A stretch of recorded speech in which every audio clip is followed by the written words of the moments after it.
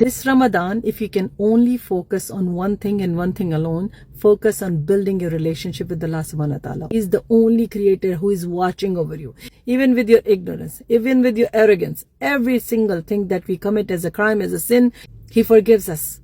So remember to build your connection and relationship with Allah subhanahu wa ta'ala so you can reap the rewards of His unlimited mercy. He is the creator. He is the only sovereign. He is the one who is the king of all kings. Imagine building your relationship with Him. As a slave of Allah subhanahu wa ta'ala, that's your identity. And when you roam around this earth without being afraid of anybody else, but only being afraid of Allah subhanahu wa ta'ala because you have that strength of relationship with your creator, imagine the power that you have. You can create you in yourself and around you. So love Allah subhanahu wa ta'ala the way He deserves to be loved.